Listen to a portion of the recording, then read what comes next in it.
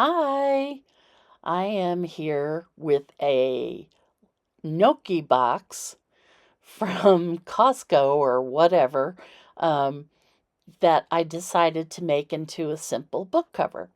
It's about 5 by a little over 7.5. I don't care. I don't care what size it is. It was a good looking box. It had a little window that I could put acetate over, and that's what I was going for. Um, what I'm doing now is looking through all of my papers that I decided to, collect from all over my desk and whatnot, um, and just see what I have to make the signature for the book. I have a paper bag here.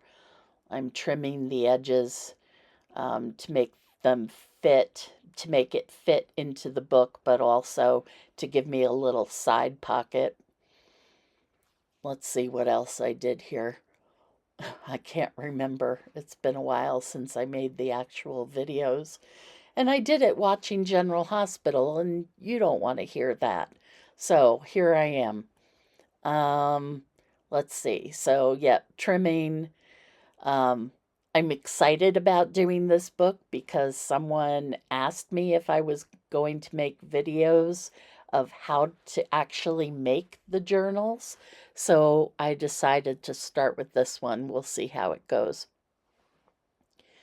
So this is just a whatever journal. It doesn't have a theme or anything.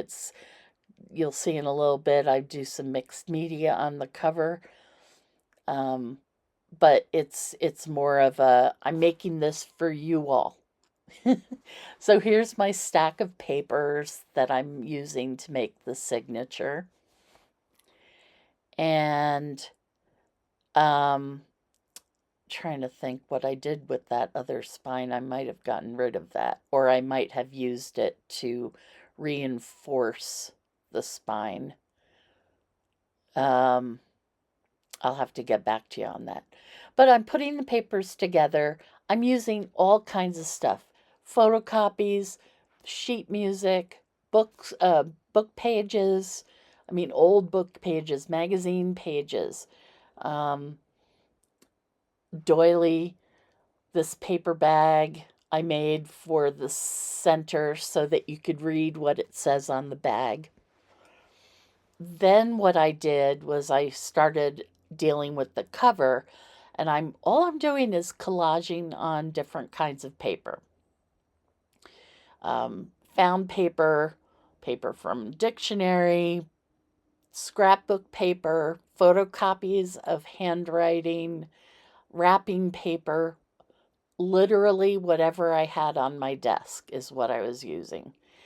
And I'm going over the edges with this paper so that you don't see as much of the cardboard as you would otherwise.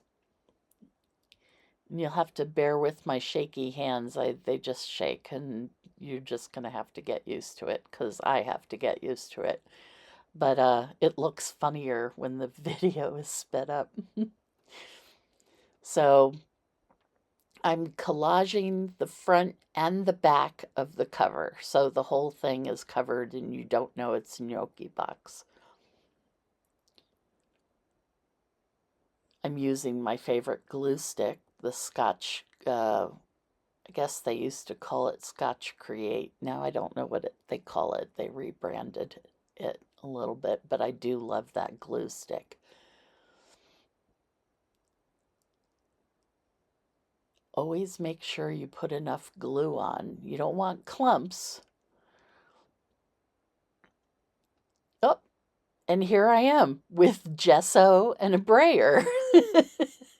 And I am brayering some gesso onto the cover to kind of push back and unify everything that's on the cover. And I'm using a little paper towel to, wipe back where I have too much, where I don't like having so much gesso. This is Bombay India ink in sepia. and I just drop it on and start rolling it around, and it makes things look grungy and awesome, and I really love using it. You can use other colors too. I just happen to like this color. And you just keep rolling it one way and the next way back and forth until you've got what you want. And you might not get what you want, so you put some more on and see what happens. I did the same thing on the inside of the book, just so you know. This is walnut spray, walnut stain spray, and I had some walnut crystals, mixed them with hot water and turned it into a spray, and I rolled it a little bit so I wouldn't have droplets, and it really ages your stuff. This is Dilutions spray. It's got some mica in it, so it's shimmery.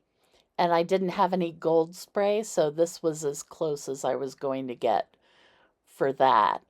And I did the same thing. Spray it on, roll it around. Um,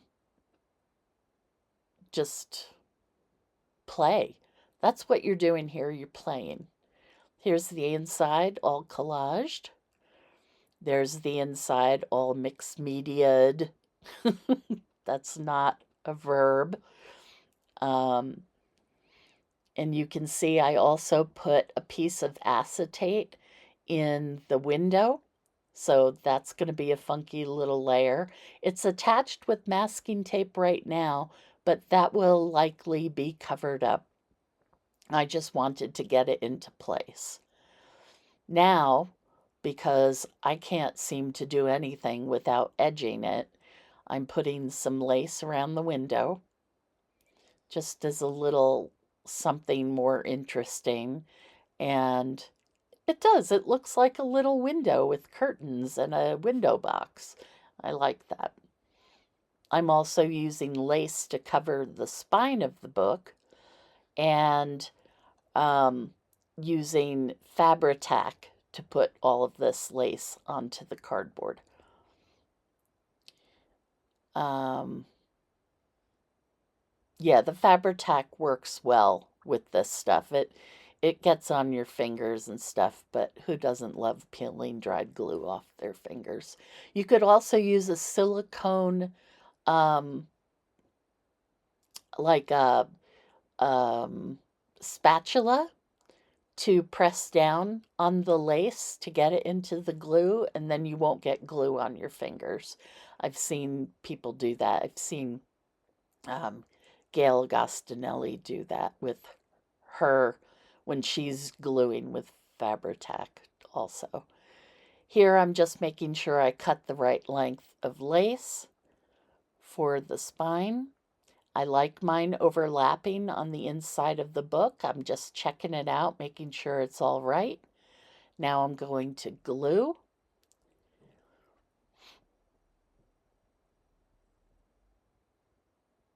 Oh, and I just remembered how I'm putting the signature in. So this is very exciting for you all. I know. You're going to have to wait for part 2 to see that, though. And center that on there. Make sure that once you get the lace on, that you're not playing around with the book. Get it all glued on and let it lie flat. Don't play with it. Just get it glued and let it dry. And I think that's pretty much all I have to show you today. I would say a couple of weeks I'll have the part 2 of this ready for you.